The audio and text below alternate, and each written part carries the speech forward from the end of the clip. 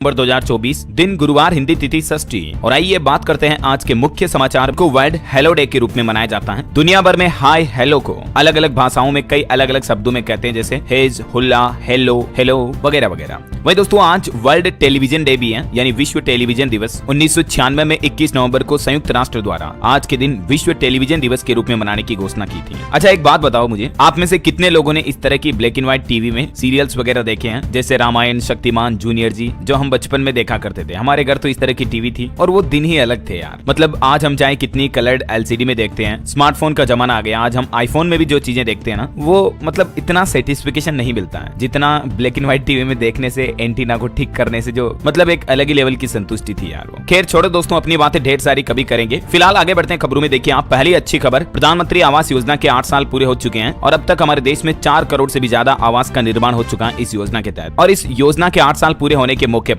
सरकार ने एक और फैसला लिया है। पीएम आवास योजना के तहत अब हर व्यक्ति का घर का सपना साकार होगा, क्योंकि इस योजना के लिए देश के 25 राज्यों का केंद्र सरकार के साथ एक समझौता हुआ है और इस समझौते के पहले चरण में 18 से 20 लाख घरों का आवंटन हो सकता है। चलिए वहीं देखिए राशन वितरण पर भी एक अपडेट आ रहा कि 20 करोड़ घरेलू राशन कार्ड का डिजिटलीकरण पूरा हो चुका है और सरकार का कहना है कि गरीबों को खाद्यान्न मिले, ये सुनिश्चित करने के लिए ही राशन कार्ड की ई-केवाईसी करवाई जा रही है। सरकार द्वारा जारी आंकड़ों के मुताबिक अभी तक 64% लोगों ने ई-केवाईसी पूरा करवा लिया है। और अगर आपने भी अपने राशन कार्ड की ई-केवाईसी नहीं करवाई है तो जरूर करवा ले। अपने नजदीकी राशन की दुकान पर जाकर ही करवा सकते हैं आप, ताकि आपको राशन वितरण मिलता रहे, है ना। वैसे राशन कार्ड के फर्जीवाड़े पर भी एक बड़ी खबर आ रही है कि मोदी सरकार ने रद्द किए 6 करोड़ राशन कार्ड। अभी हमारे देश में लगभग 20 करोड़ राशन कार्ड के जरिए 80 करोड़ से भी ज्यादा लोगों को सरकार मुफ्त राशन देती है, राइट। और अब जब राशन कार्ड का डिजिटलीकरण करवाया जा रहा है सरकार ई-केवाईसी के जरिए, तो ये वेरिफिकेशन के बाद लगभग 6 करोड़ राशन कार्ड फर्जी मिले हैं और सरकार ने इन सभी राशन कार्डों को रद्द भी कर दिया है, क्योंकि अभी तो अंगूठा फिंगरप्रिंट लगाने के बाद ही राशन वितरण करवाया जाता है ना। चलिए अगली खबर देखिए, बैटरी के दाम अगले 2 साल में 50% तक घटने के आसार हैं। फिक्की ने ईवी बैटरी और चार्जिंग सर्विस पर टैक्स को 18% से 5% करने की मांग की है और सरकार अब इस मुद्दे पर विचार भी करेगी। अगर सरकार इस मांग को मान लेती है और ये फैसला लेती है तो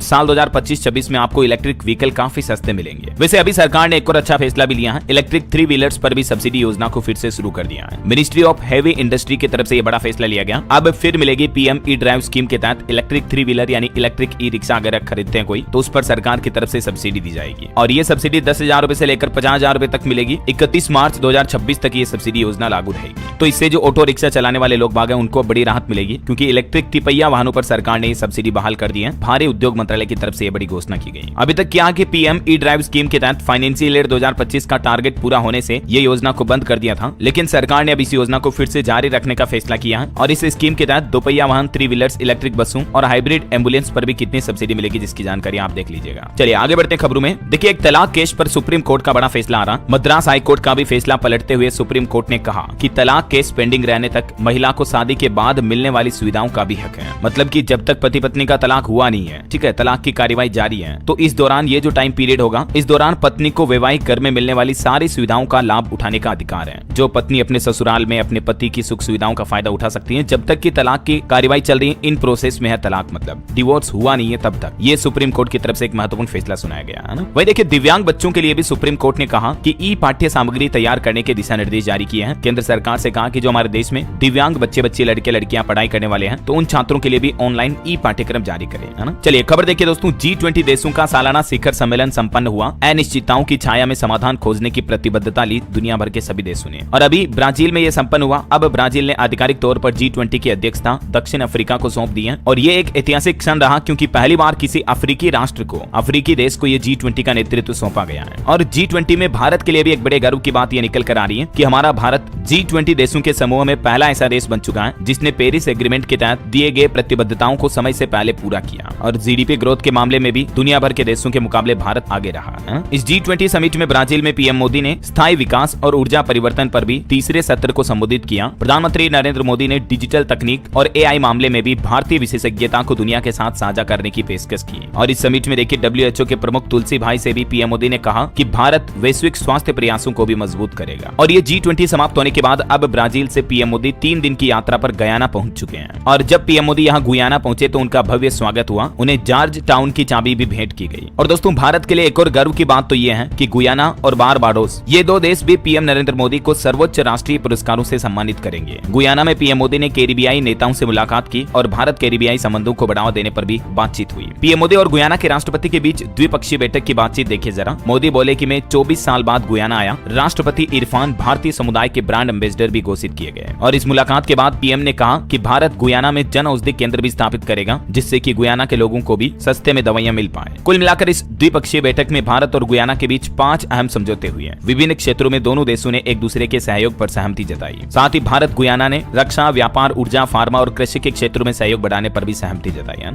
दोस्तों, अभी कुछ दिन पहले देहरादून से एक भयंकर कार एक्सीडेंट की खबर सामने आई थी, जिसमें ओएनजीसी चौक पर एक इनोवा कार ने कंटेनर ट्रक को टक्कर मार दी थी और इस हादसे में 6 लोगों की मौत हो गई। एक व्यक्ति गंभीर रूप से घायल भी हो गया था। यह हादसा तब हुआ जब कार की तेज रफ्तार की वजह से पूरी कार क्षतिग्रस्त हो गई और सर्कल ऑफिसर नीरज सेमवाल के मुताबिक मरने वालों में 3 लड़के 3 लड़कियां थी और सभी की उम्र 25 साल से कम थी। ये घटना एक रिमाइंडर है कि सड़क सुरक्षा कितनी जरूरी है और ऐसे ही कई हादसे हमें रोजाना सड़कों पर देखने को मिलते रहते हैं। जैसे अलीगढ़ में एक बस ने बाइक को टक्कर मार दी, जिसमें एक महिला की जान चली गई और उनके पति समेत 2 लोग घायल हो गए। यह हादसा भी तब हुआ जब पति पत्नी एक और व्यक्ति अपने रिश्तेदार की अंतिम तिथि के लिए वापस आ रहे थे और रास्ते में एक प्राइवेट बस ने उनकी बाइक को टक्कर मार दी और इस टक्कर में महिला की जान चली गई थी। इसी तरह से सरूरपुर से भी एक खबर आई, जहां एक बाइक पर सवार महिला समेत 3 लोगों की जान चली गई। इनकी बाइक गन्ना भर के आई एक ट्रॉली से टकरा गई थी और फिर पीछे से आई एक अज्ञात गाड़ी ने उन्हें कुचल दिया था। इस घटना के बाद उनके परिजनों ने काफी जोर हंगामा भी किया और दोस्तों, नेशनल क्राइम रिकॉर्ड्स ब्यूरो यानी एनसीआरबी के डेटा के मुताबिक साल 2021 में सड़क दुर्घटनाओं ने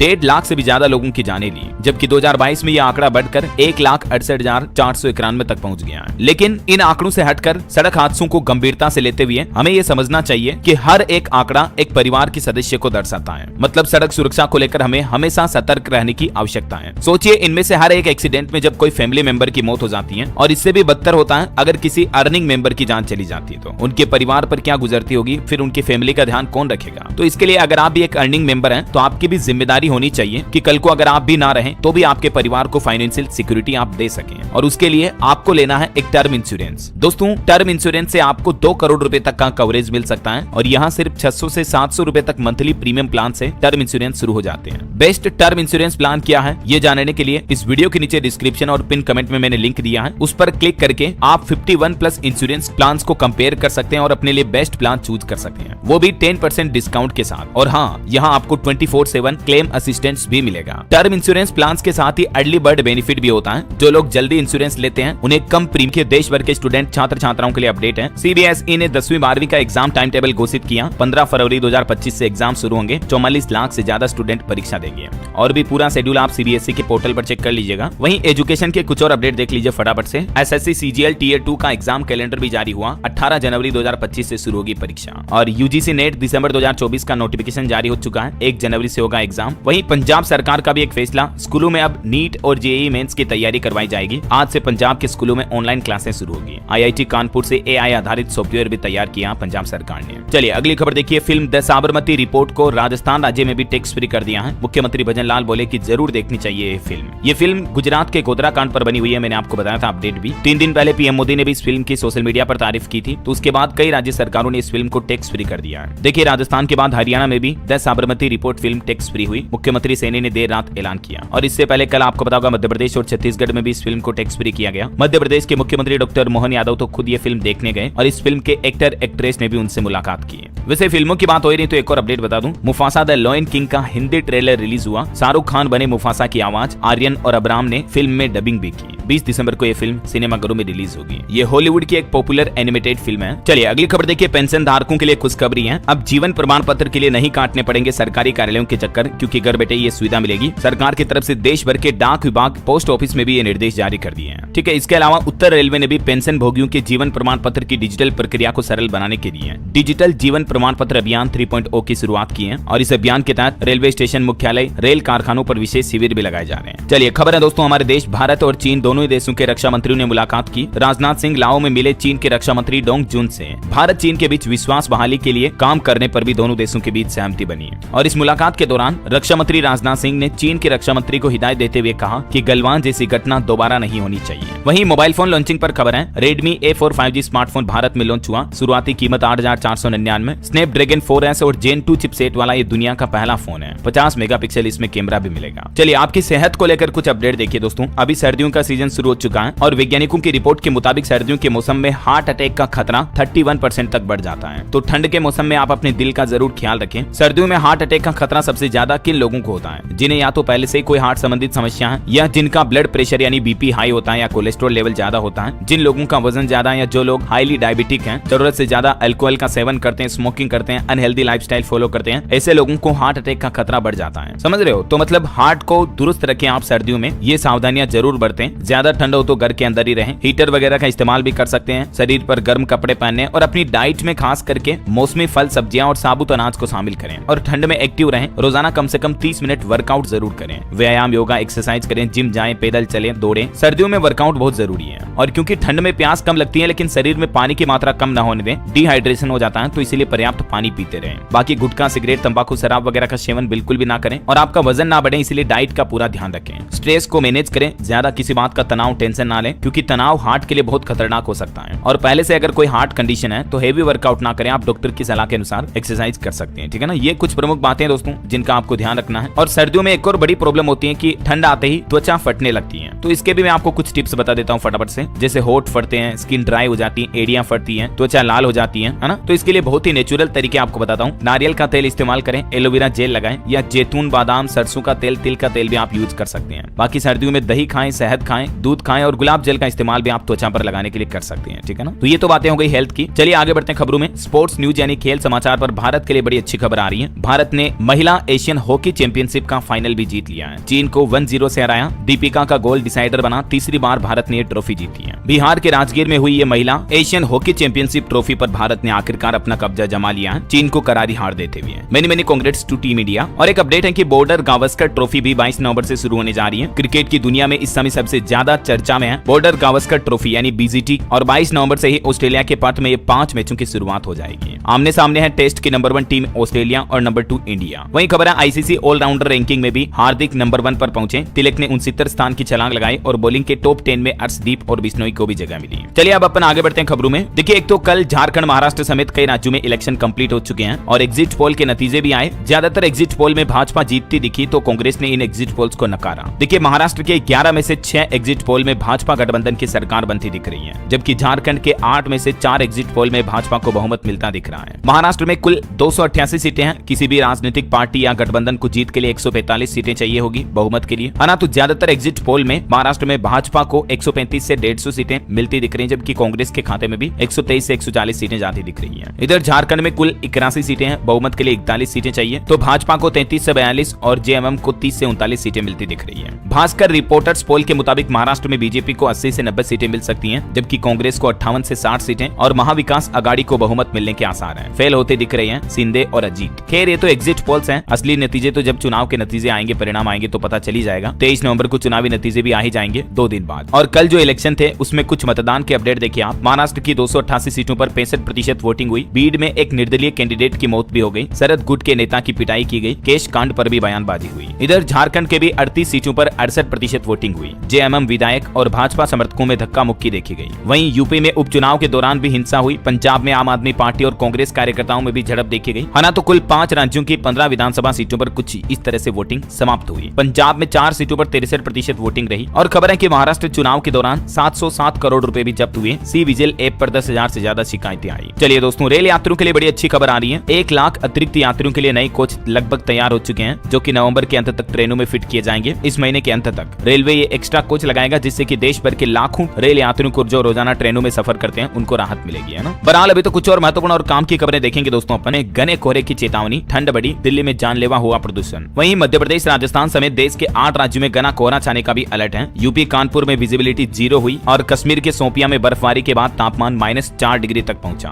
11 राज्यों में हालांकि आज बारिश का भी अलर्ट है। ये भारत के मानचित्र में आप देख सकते हैं, जहां जहां आपको ये ब्लू डॉट दिख रहे हैं, इन राज्यों में आज बारिश का अलर्ट है। और दोस्तों कुछ अलग अलग राज्यों के मौसम के हालात देखिए आप। मध्य प्रदेश में भी उत्तरी हवाओं ने ठिठुरन बढ़ाई, तापमान में 3 डिग्री तक की गिरावट देखी गई। बिहार में सीतामढ़ी, मुजफ्फरपुर समेत 15 जिलों में कोहरे का अलर्ट है। राजस्थान में भी प्रदूषण के कारण कई जिलों में स्कूलों में छुट्टी घोषित की गई। बीकानेर, खेरथल और करौली में 300 के पार पहुंचा AQI। पंजाब के 15 जिलों में कोहरे का अलर्ट। पंजाब में भी 5 शहरों में AQI 200 के पार चल रहा है। हरियाणा के भी 13 जिलों में 12वीं तक के स्कूल बंद कर दिए गए हैं। एक जिले में तो 5वीं तक के बच्चों की भी छुट्टी घोषित की गई। और हरियाणा के गुरुग्राम, फरीदाबाद में 50% कर्मचारियों को वर्क फ्रॉम होम की एडवाइजरी जारी की है प्रशासन की तरफ से। इधर उत्तर प्रदेश में देखिए घना कोहरा छाया, हाईवे पर 7 गाड़ियां टकराई। यूपी के 7 जिलों में अगले आदेश तक स्कूल बंद रहेंगे। ठंड और ठिठुरन बढ़ने लगी है। और भी दोस्तों अगले 24 घंटों के दौरान मौसम की संभावित गतिविधि क्या रह सकती है? कुछ राज्यों में हल्की से मध्यम बारिश की संभावना है। चलिए दोस्तों मौसम के बाद सराफा बाजार पर नजर डालें तो देखिए डिमांड की वजह से फिर से बढ़े सोना चांदी के दाम। गोल्ड 3 दिन में 1970 रुपए तक महंगा हुआ। अभी देश के अधिकांश शहरों में सोने के भाव 24 कैरेट गोल्ड का रेट 77,620 रुपए प्रति 10 ग्राम चल रहा है, जबकि चांदी के भाव में भी 500 रुपए तक का उछाल देखा गया और अभी 1 किलोग्राम चांदी की कीमतें 92,000 के लेवल तक पहुंच चुकी है वापस। चलिए कुछ मार्केट के अपडेट भी देख लीजिए आप। निवेशकों के लिए खबर है, इन्वायरो इंफ्रा इंजीनियर्स का IPO कल 22 नवंबर को ओपन होगा। 26 नवंबर तक आप इसमें निवेश कर पाएंगे। मिनिमम इन्वेस्टमेंट 14,948 का रहेगा। और देखिए नोकिया कंपनी ने भी एयरटेल के साथ मल्टी बिलियन एक्सटेंशन डील की। पार्टनरशिप के तहत नोकिया भारत के कई शहरों में अपने 4G और 5G इक्विपमेंट्स लगाएगी। चलिए दोस्तों मार्केट के बाद आगे बढ़ते हैं खबरों में। तो देखिए कुछ प्रदूषण के हालातों पर खबर आ रही है कि दिल्ली में चिंताजनक हालात चल रहे हैं। रिपोर्ट्स के मुताबिक दिल्ली NCR के 75% परिवारों में कोई न कोई एक सदस्य बीमार है। प्रदूषण की वजह से दिल्ली के कई एरिया तो गैस चैम्बर की तरह बन चुके हैं। और अब दिल्ली में पोल्यूशन को देखते हुए एक बड़ा फैसला लिया। सरकार के 50% कर्मचारी वर्क फ्रॉम होम करेंगे, मतलब घर से काम करेंगे। दिल्ली पोल्यूशन का 5वां दिन भी कुछ यूं रहा। AQI 400 के पार रहा। 79 फ्लाइट्स लेट हुई, 6 को डाइवर्ट किया गया और ये वर्क फ्रॉम होम की नई पॉलिसी भी लागू की दिल्ली सरकार ने। इधर देखिए आप उत्तर प्रदेश में भी पराली जलाने की घटनाएं बढ़ी। 2807 नए मामले सामने आए। सबसे ज्यादा महाराजगंज और अलीगढ़ में पराली जलाने के मामले देखे गए। और पंजाब में भी देखिए दोस्तों पराली जलाने के मामले 10,000 के पार हुए हैं। पंजाब के मुख्यमंत्री भगवंत मान का खुद का जिला टॉप नंबर पर रहा पराली जलाने के मामलों में। पंजाब के 5 शहरों का AQI बहुत खराब चल रहा, मैंने आपको बताए थे रेरा भी। तो इन्हीं प्रदूषण के हालातों के बीच दिल्ली वासियों के लिए एक बड़ी राहत भरी खबर आ रही है। अब आपको बसों का घंटों तक इंतजार नहीं करना पड़ेगा। सरकार ने कर्मचारियों की मांगे मान ली है और दिल्ली परिवहन निगम के जो संविदा कर्मी हड़ताल पर थे तो आखिरकार अब ये अपनी हड़ताल खत्म करने जा रहे हैं। सरकार ने उनकी मांगे मानने के साथ ही नियमित करने की प्रक्रिया शुरू करने का भी आश्वासन दिया है। वहीं दोस्तों दिल्ली वासियों के लिए एक और अच्छी खबर तो ये है कि उनका बिजली बिल अब 0 होगा और कमाई का भी मौका मिलेगा। दिल्ली सरकार की तरफ से एक नया पोर्टल लॉन्च किया गया है। दिल्ली के मुख्यमंत्री आतिशी ने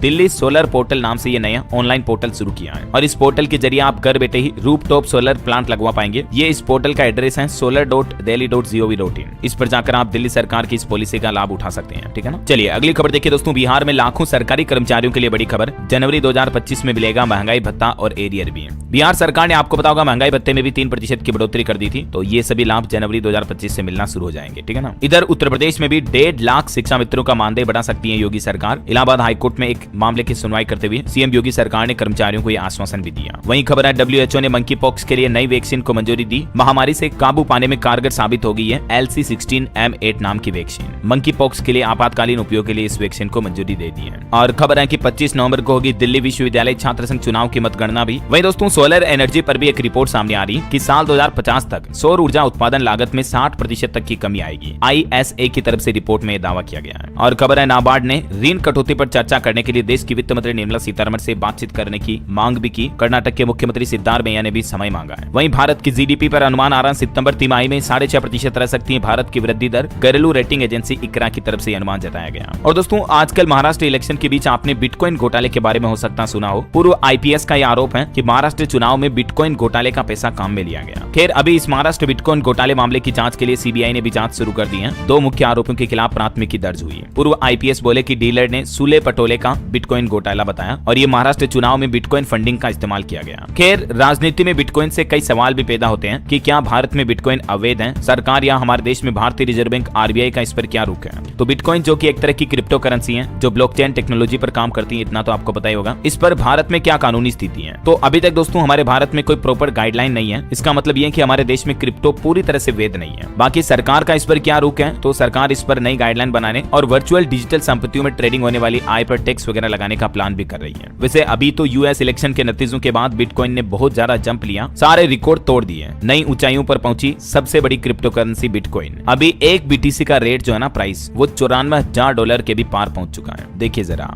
चलिए अगली खबर देखिए दोस्तों। भारत में YouTube, Instagram और WhatsApp को भी पछाड़कर ये एक मोबाइल ऐप नंबर 1 बन चुका है। 575 मिलियन से ज्यादा इसके यूजर्स हैं और वो ऐप है फोन पे। अभी एप्पल ऐप स्टोर पर भी इसकी रेटिंग इन सोशल मीडिया ऐप से भी ज्यादा है। चलिए अगली खबर देखिए। जम्मू कश्मीर में माता पिता को भी SSP ने एक चेतावनी जारी की और जम्मू में कैबिनेट मंत्री ने भी कई बड़े ऐलान किए। पहले तो देखिए माता पिता के लिए SSP ने आदेश जारी करते हुए कहा कि अगर नाबालिग वाहन चलाते हुए पकड़े जाते हैं तो माता पिता को दंडित किया जाएगा और 25,000 रुपए तक का जुर्माना या 3 साल तक की जेल की सजा भी हो सकती है। इसके अलावा खबरा नए साल पर जम्मू कश्मीर वासियों को एक और बड़ा तोहफा मिलेगा। जम्मू कश्मीर सरकार का कहना है कि राशन का कोटा बढ़ाया जाएगा और जम्मू के लोगों को 12 गैस सिलेंडर मुफ्त दिए जाएंगे नए साल के बाद। वहीं कश्मीर से कन्याकुमारी तक भी जनवरी 2025 में चलेगी एक नई ट्रेन। रेल राज्य मंत्री की तरफ से भी ये बड़ी घोषणा की गई। चलिए अगली खबर है, दुनिया के सबसे ताकतवर रॉकेट का छठा टेस्ट सफल हुआ। लॉन्च पैड पर उतरने में दिक्कत दिखी तो पानी पर लैंड कराया। डोनाल्ड ट्रंप भी मौजूद रहे इस दौरान। वहीं ऑटो इंडस्ट्री से खबर है दोस्तों, VLF टेनिस का 1500 वाट का इलेक्ट्रिक स्कूटर भारत में लॉन्च हुआ। फुल चार्ज करने पर 130 किलोमीटर की रेंज मिलेगी। कीमत 1,30,000 रुपए। और 2025 कावासाकी निंजा ZX4R भी लॉन्च हुई। कीमत इसकी लगभग 8.5-9 लाख रुपए। ये भारत की पहली middle weight 4 cylinder super sports bike है। चलिए मणिपुर राज्य में हिंसा पर खबर आ रही कि मणिपुर में मोबाइल इंटरनेट पर प्रतिबंध को 3 दिन के लिए और बढ़ाया गया। राज्य में फैले तनाव को लेकर सरकार ने यह फैसला लिया है। मणिपुर में करीब 565 दिन से हिंसा जारी है, मतलब लगभग 2 साल होने को आए हैं और अभी राज्य में राष्ट्रपति शासन लगाने की भी मांग कर रहे हैं कई राजनीतिक दल। चलिए खबर है, सड़क परिवहन केंद्रीय मंत्री नितिन गडकरी पहुंचेंगे बिहार। आर्थिक परिषद सम्मेलन में भाग लेंगे ये। वहीं एक अच्छी खबर आ रही कि ऑनलाइन गेमिंग में अगले दशक में यानी आने वाले 10 सालों में 2.5 लाख नए रोजगार के अवसर पैदा होने की उम्मीद है। और खबर है कि कंटेंट क्रिएटर्स की अर्थव्यवस्था पर भी भारत का फोकस है। अंतर्राष्ट्रीय फिल्म महोत्सव IFFI में बोले केंद्रीय मंत्री अश्विनी वैष्णव। गोवा के पणजी में इसका आयोजन हो रहा है। वहीं देखिए सुप्रीम कोर्ट का बड़ा फैसला, सेवानिवृत्त कर्मचारी पर नहीं कर सकते हैं अनुशासनात्मक कार्यवाही। अदालत ने कहा कि विभागीय कार्यवाही कारण बताओ नोटिस से नहीं बल्कि आरोप पत्र जारी होने के बाद शुरू होती है। एक बड़ी चिंताजनक रिपोर्ट आ रही है, दुनिया भर में मीठे व ताजे पानी का स्तर गिरा। नासा जर्मन उपग्रहों से प्राप्त जानकारी के आधार पर यह खुलासा हुआ। और दिल्ली असेंबली इलेक्शन पर खबर आ रही कि 6 जनवरी को प्रकाशित होगी अंतिम मतदाता सूची। 28 नवंबर तक संशोधन व आपत्तियां भी दी जा सकती हैं। वहीं देखिए हिमाचल प्रदेश में इन महिलाओं को मिलेगी 4 लाख रुपए तक की मदद। मुख्यमंत्री सुखविंदर सिंह सुक्खू की तरफ से बड़ी घोषणा की गई। उन्होंने कहा कि विधवाओं, दिव्यांग महिलाओं और एकल नारियों को उनके मकान बनाने का सपना साकार करने के लिए हिमाचल सरकार ये 4 लाख रुपए की वित्तीय सहायता राशि देगी। कैसे फायदा मिलेगा और भी डिटेल जानकारी देख सकते हैं आप इस बारे में। और खबर है दोस्तों, सुप्रीम कोर्ट से टेलीकॉम कंपनियों को भी बड़ी राहत मिली। इंफ्रास्ट्रक्चर ड्यूटी पर टैक्स क्रेडिट के इस्तेमाल को मंजूरी दी है। वहीं छत्तीसगढ़ के लोगों के लिए खुशखबरी, रायपुर से मिलेगी सिंगापुर और दुबई के लिए डायरेक्ट फ्लाइट सेवा। पटना रांची के लिए भी शुरू होगी फ्लाइट सर्विस। और हमारे देश की माताओं बहनों महिलाओं को लेकर एक रिपोर्ट सामने आ रही कि हर सेक्टर में महिलाएं बाजी मार रही हैं। सरकारी आंकड़ों से एक खुलासा हुआ है। केंद्रीय सांख्यिकी मंत्रालय की रिपोर्ट में बताया गया है कि खास करके ग्रामीण क्षेत्र में महिलाओं का वर्क फोर्स बीते 6 सालों में बढ़ा है और इसके पीछे सबसे बड़ी वजह यह है गांव की इकोनॉमी एक्टिविटी में महिलाओं का ज्यादा योगदान होता है। कामकाजी महिलाओं की भागीदारी भी हमारे देश में इंडस्ट्री में काफी बड़ी है। ये कुछ डेटा भी आप देख सकते हैं। और बीते कुछ सालों में महिलाओं की बेरोजगारी दर में भी गिरावट आई है। शिक्षा में भी महिलाओं ने अच्छे कदम उठाए हैं। चलिए अगली खबर देखिए दोस्तों, हीरे के नाम पर अब कस्टमर के साथ ठगी खेल नहीं हो पाएगा क्योंकि जल्द ही सोने की तरह हॉलमार्किंग सर्टिफिकेट मिलेगा हीरे को भी। जैसे सोने की शुद्धता के लिए सरकार ने ये नियम लागू किया था ना, वैसे ही हीरे के लिए भी अब CCPA के मुख्य आयुक्त का कहना कि इस तरह के नई गाइडलाइन लागू की जाएगी जल्द ही। चलिए टेक न्यूज से एक और अच्छी खबर आ रही है। गूगल मैप्स अब आपको बताएगा आपके आसपास गली चौराहों की हवा सांस लेने लायक है या नहीं। गूगल मैप्स में अब आप हवा का AQI चेक कर पाएंगे। ये नया फीचर भी भारत में रोल आउट किया है गूगल मैप ने।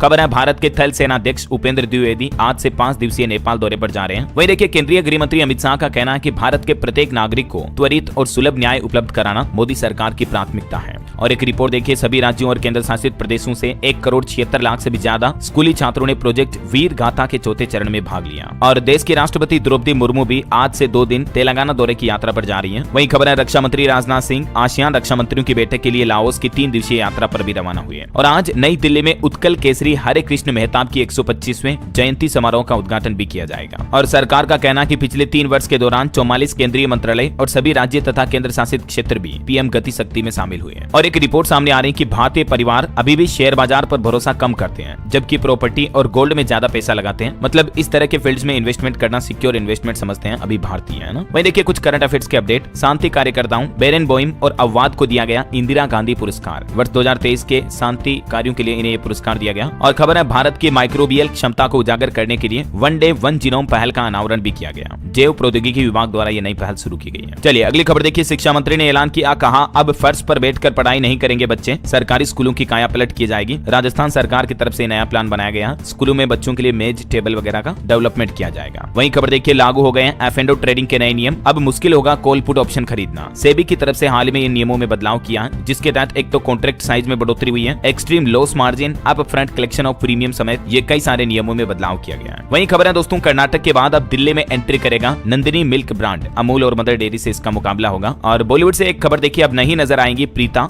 8 साल और 2036 एपिसोड बनाने के बाद बंद होने जा रहा एकता कपूर का ये कुंडली भाग्य शो कुमकुम भाग्य को सफलता मिलने के बाद अब ये सीरीज बंद होने जा रही है। वहीं देखिए हरियाणा में अब गाड़ियों में रिफ्लेक्टर लगाना हुआ जरूरी। हरियाणा के परिवहन मंत्री अनिल विज की तरफ से रोड एक्सीडेंट की घटनाओं पर लगाम लगाने के लिए बड़ा आदेश जारी किया है। और खबर है दोस्तों, उत्तराखंड में पुलिस कर्मी अब व्हाट्सएप पर भी कर सकेंगे अपनी शिकायतें, मांग सकेंगे छुट्टी, क्योंकि यूके पुलिस विभाग की तरफ से एक नया हेल्पलाइन नंबर जारी किया है, देख सकते हैं आप। और भारतीय छात्र जो बाहर पढ़ते हैं उनके लिए एक बड़ी खबर आ रही है। कनाडा की ट्रूडो सरकार ने स्टडी वीजा के नियम में बदलाव किए हैं। अब कनाडा पहुंचकर कॉलेज में बदलाव नहीं कर सकेंगे छात्र, 30 दिनों में देश भी छोड़ना होगा। कर्नाटक सरकार ने अंतर्राष्ट्रीय छात्रों के स्टडी वीजा को लेकर ये कुछ सख्त पाबंदियां लागू की हैं। हालांकि भारत में यूएस स्टूडेंट वीजा के लिए भी हजारों अपॉइंटमेंट्स की घोषणा हुई है। नवंबर दिसंबर में इंटरव्यू होंगे। तो अमेरिका में भारतीय छात्रों के लिए बड़ी खबर आई है, देख सकते हैं आप इसके बारे में डिटेल में। वही खबर है मध्य प्रदेश में सरकारी अस्पतालों में भी अब प्राइवेट डॉक्टर इलाज कर सकेंगे। मध्य प्रदेश के मुख्यमंत्री डॉक्टर मोहन यादव सरकार की तरफ से डॉक्टरों की कमी को दूर करने के लिए ये एक नया फॉर्मूला निकाला है। भोपाल समेत सभी शहरों में इस नई पहल की शुरुआत की जाएगी। मध्य प्रदेश में अभी 2374 डॉक्टरों के पद खाली पड़े हैं। और खबर देखिए दोस्तों, फुटबॉल इतिहास के सुनहरे पन्नों पर लिखा जाएगा भारत के इस राज्य का नाम। मेसी की टीम मेजबानी करने जा रही है। दरअसल केरल राज्य में अगले साल फीफा वर्ल्ड कप विजेता अर्जेंटीना फुटबॉल टीम की मेजबानी करने वाला खुद केरल के मुख्यमंत्री की तरफ से इस बात की जानकारी दी गई है। वहीं खबर है जरूरतमंदों को ही मिलेगी बीपीएल में जगह, अपात्र लोगों को दिखाया जाएगा बाहर का रास्ता। सरकार का प्लान है नए साल 2025 के शुरुआती महीने जनवरी में ही ग्राम पंचायतों की 2024-25 की बीपीएल सूची की समीक्षा की जाएगी। ऐसे लोग जो मतलब बीपीएल के पात्र नहीं है और बीपीएल राशन कार्डों का अगर लाभ ले रहे हैं तो उनको इस लिस्ट से बाहर किया जाएगा, है ना। चलिए कुछ और स्टेट न्यूज अपडेट देख लेते हैं फटाफट से। देखिए राजस्थान में सरकारी स्कूल के 12,000 टीचर्स का प्रमोशन होगा। सब्जेक्ट टीचर्स मिलेंगे, प्रिंसिपल और लेक्चरर की कमी दूर होगी। मध्य प्रदेश में सरकार ने बजट 2025 पर सुझाव मांगे। 15 जनवरी तक बता सकेंगे कहां क्या बदलाव होना चाहिए। एमपी माई गवर्नमेंट पोर्टल के जरिए आप सुझाव दे सकते हैं। मध्य प्रदेश उज्जैन में आज मुख्यमंत्री doctor Mohan Yadav medical college का भूमि पूजन करेंगे। 592 करोड़ की लागत से बनेगी मेडिसिटी। वहीं देखिए दिल्ली में गृह मंत्री अमित शाह से मिले मुख्यमंत्री विष्णुदेव साय, बोले कि नक्सलवाद की स्थिति पर चर्चा हुई। 11 महीने में 200 नक्सली मारे, 700 ने किया सरेंडर। और देखिए छत्तीसगढ़ के बस्तर में भी बनेगा टूरिज्म कॉरिडोर। 7 जिलों के यूथ को सरकारी नौकरी भी मिलेगी। उत्तर प्रदेश के मुख्यमंत्री योगी आदित्यनाथ 9 सीटों पर वोटिंग के बीच अयोध्या पहुंचे। बोले 500 साल में जो नहीं हुआ 2 साल में हो गया, क्योंकि केंद्र और यूपी में भाजपा की सरकार है। और खबर है उत्तर प्रदेश के हर जिले के अंतर्गत एक गांव सोलर मॉडल बनेगा और योगी सरकार 1-1 करोड़ रुपए की सहायता राशि भी देगी उन गांवों के लिए। वहीं देखिए ब्रिटेन का बदला क्राउन बेच वाराणसी के कारीगरों की जिम्मेदारी है, क्योंकि यहाँ तैयार हो रहे हैं दुनिया के 20 देशों की सेना और आर्मी स्कूलों के बेच भी। और दोस्तों उत्तर प्रदेश प्रयागराज महाकुंभ के पहले मिल सकती है इंदौर प्रयागराज फ्लाइट की सेवा भी। 15 दिसंबर के बाद शुरू होने की संभावना। वैसे कुंभ से पहले भगवा रंग में रंगी जाएगी 7000 बसें, नई और आधुनिक सुविधाएं भी मिलेगी। वहीं महाकुंभ में रेलवे स्टेशनों पर भी बनेंगे होल्डिंग एरिया। दिल्ली के छठ पूजा मॉडल को भी महाकुंभ में लागू किया जाएगा। मुख्यमंत्री योगी आदित्यनाथ ने भी अयोध्या से पर्यटन महाअभियान 2024 का शुभारंभ किया। बोले कि 2023 में 48 करोड़ से ज्यादा पर्यटक आए, यानी यूपी की आबादी से भी दुगुना ज्यादा। और योगी सरकार ने इस पर्यटन को बढ़ावा देने के लिए कॉन्टेस्ट भी निकाला है। यूपी के पर्यटन स्थलों को दीजिए वोट, अपलोड करें सेल्फी और आपको पुरस्कार भी मिलेगा इस महाअभियान के तहत, है ना। आपको सेल्फी लेकर के इस ऑनलाइन प्लेटफॉर्म के जरिए मतलब गूगल फॉर्म के जरिए सबमिट करना है। और देखिए उत्तर प्रदेश के संभल की शाही मस्जिद पर हिंदुओं का दावा, सिविल कोर्ट में याचिका लगाई, 2.5 घंटे में फैसला सुनाया, 4 घंटे में सर्वे भी पूरा हुआ। अब मस्जिद का सर्वे होगा, वीडियो फोटोग्राफी करवाकर 7 दिन में रिपोर्ट दाखिल करने का आदेश दिया कोर्ट ने। वहीं देखिए दोस्तों हरियाणा के युवाओं से संवाद यानी बातचीत करेंगे पीएम नरेंद्र मोदी। भारत मंडपम में होगा 2 दिवसीय कार्यक्रम। पीएम मोदी अगले महीने आएंगे हरियाणा। प्रशासन ने ग्राउंड भी फाइनल किया, 35,000 कुर्सियां लाई जाएगी। 9 दिसंबर को हरियाणा के पानीपत का दौरा करेंगे प्रधानमंत्री। वहीं दोस्तों हरियाणा में पुलिस विभाग में भी बड़ा फेरबदल हुआ। 5 आईपीएस और 3 एचपीएस अधिकारियों का तबादला किया। चलिए खबर है हिमाचल हाईकोर्ट का सीपीएस केस में एक और फैसला। मुख्य संसदीय सचिव की नियुक्ति के एक्ट को निरस्त किया। 2016 की याचिका पर भी आई जजमेंट। वहीं खबर है कि गुजरात में भी टैक्स फ्री हो सकती है फिल्म द साबरमती रिपोर्ट। मुख्यमंत्री भूपेंद्र पटेल आज मूवी देखेंगे। चलिए अब अपन कुछ एजुकेशनल खबरें देख लेते हैं। देखिए बैंक ऑफ बड़ौदा में ग्रेजुएट्स की 592 वैकेंसी निकली। यूजीसी नेट के आवेदन शुरू हुए। एग्जाम 1 जनवरी से होंगे। मतलब बैंक ऑफ बड़ौदा में तो ये वैकेंसी पहले ही निकली हुई थी, इसकी तारीख बढ़ चुकी है। अब आप 29 नवंबर तक अप्लाई कर सकते हैं, ठीक है। और वहीं राजस्थान में जो सफाई कर्मचारी की भर्ती थी उसकी भी आवेदन की तारीख को सरकार ने दूसरी बार बढ़ा दिया। अच्छे खासे पद है इसमें 23,820। इन पदों के लिए 27 नवंबर तक अप्लाई कर पाएंगे। और वहीं राजस्थान में कृषि अधिकारी की भर्ती के लिए भी 50% पदों की संख्या बढ़ाई गई। 29 नवंबर से इसमें भी आवेदन फिर होगा, ठीक है।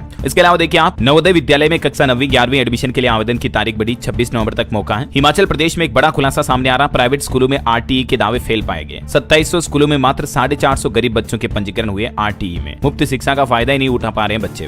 इधर बिहार में देखिए अब सरकारी टीचर्स की कमी नहीं होगी। मुख्यमंत्री नीतीश कुमार ने 1,14,138 शिक्षकों को नियुक्ति पत्र भी बांटे, ठीक है। और एजुकेशन के बाद चलिए कुछ अंतर्राष्ट्रीय न्यूज अपडेट देख लेते हैं। देखिए विश्व बैंक की शाखा IDA की मदद के लिए $4 अरब देगा अमेरिका। जो बाइडेन ने ट्विटर पर बात की जानकारी दी। और इजराइल हमास जंग के बीच नेतन्याहू गाजा पहुंचे, सैन्य ठिकानों का दौरा किया, कहा इजरायली बंधकों को खोज कर रहेंगे। वहीं डोनाल्ड ट्रंप ने नाटो के लिए मैथ्यू विटेकर को बनाया अमेरिका का राजदूत। ये पहले भी रह चुके हैं कार्यवाहक अटॉर्नी जनरल। खबर है फिनलैंड, स्वीडन और नॉर्वे ने युद्ध का अलर्ट जारी किया। नागरिकों से कहा कि रूसी हमले से बचने की तैयारी करें। 4 देशों ने यूक्रेन में अपनी एम्बेसी भी बंद की। और रूस के राष्ट्रपति व्लादिमीर पुतिन की परमाणु चेतावनी भी बेअसर दिखी। अमेरिकी मिसाइल के बाद अब यूक्रेन ने दागी ब्रिटेन की स्टार्म शैडो मिसाइल भी। चलिए दोस्तों, अब अपन अंत में आज के राशिफल पर नजर डाल लेते हैं। देखिए, कर्क राशि वाले लोगों को धन लाभ होने की योग है। तुला और मकर राशि वालों को किस्मत का साथ मिल सकता है। वहीं कर्क राशि के लोग अपनी गलतियां सुधारेंगे और कन्या राशि के लोग पुरानी बातें भूल कर आगे बढ़े तो लाभ मिलेगा। और हाँ दोस्तों, आज आपसे कोई डीएलएस माइंड कुछ क्वेश्चन नहीं पूछने वाला हूँ, बल्कि आज आपको